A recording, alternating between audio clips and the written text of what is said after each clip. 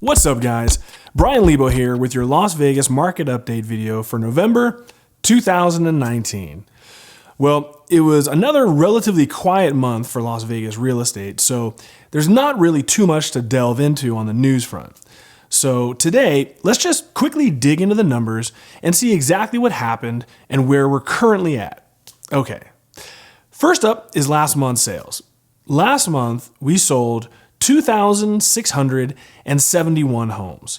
This was actually a 5% increase over last year.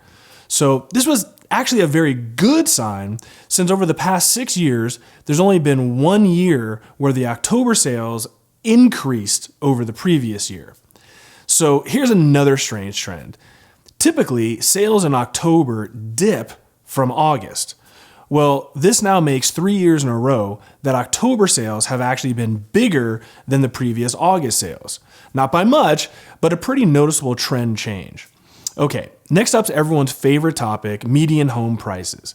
As you can see on the screen now, while sales were up, the median price actually decreased by $5,000. Now, if you watched last month's video, I warned that this was very likely to occur by the end of the year. Can we pull some tape on that one? Since myself and others had expected about 4 to 5%. But remember, last year we dropped $5,000 in December.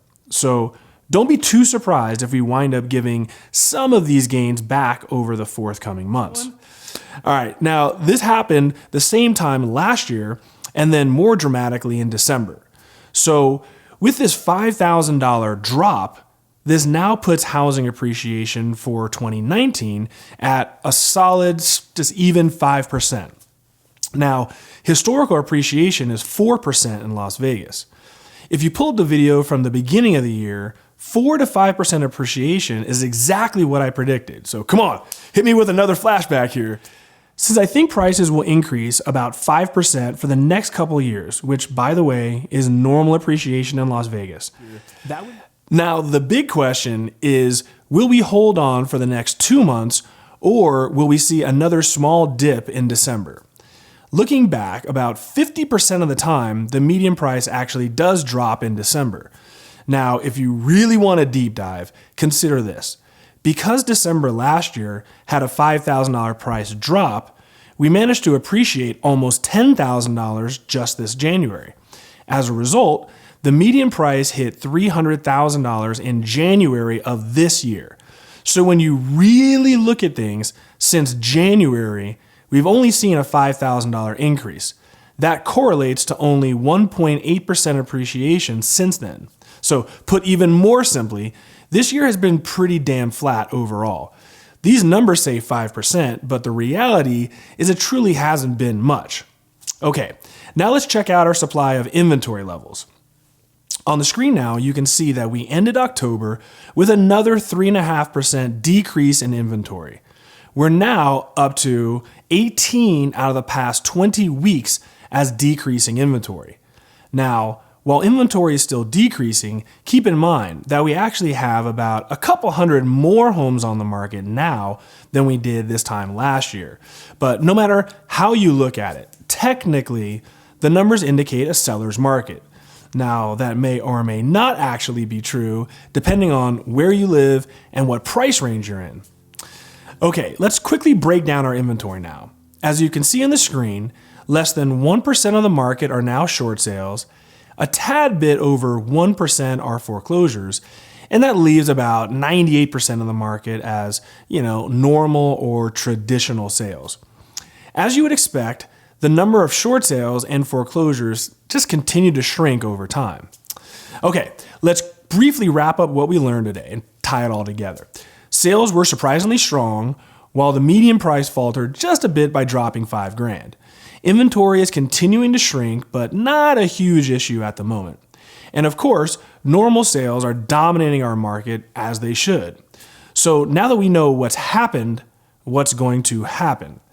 Well, if you're looking to buy and you can find any options out there that are suitable for you, I would 100% encourage you to just go ahead and buy now. You never know which seller out there needs to sell their home. Now, if you're a seller who needs to sell, right now just isn't the time to be holding out. In all reality, the market isn't going to get much better over the next 4 months. Now, having said that, just this past week, I saw 2 investment type properties just gobbled right up in a matter of days. So remember, everything sells when it's priced right. It's still technically a seller's market. Now, as I mentioned earlier, nothing is truly black and white.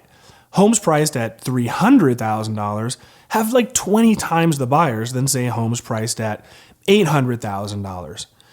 There aren't any new homes competing with most $300,000 homes in most areas.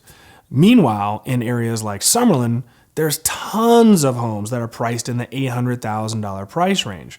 Now, additionally, most buyers would prefer to get a brand new home for spending $800,000 than, say, a larger home with maybe a pool but still needs remodeling. So the moral of the story is it all vastly depends on numerous factors. While the overall market is important from a macro perspective, for most people, all you really care about is the micro perspective. What exactly is happening in your neighborhood or subdivision? What happens in your neighborhood is much more of an indicator than what the overall market is doing. Well, that's it for this month, guys. Please be sure to subscribe. Have a wonderful Thanksgiving, and thank you again for everyone watching out there.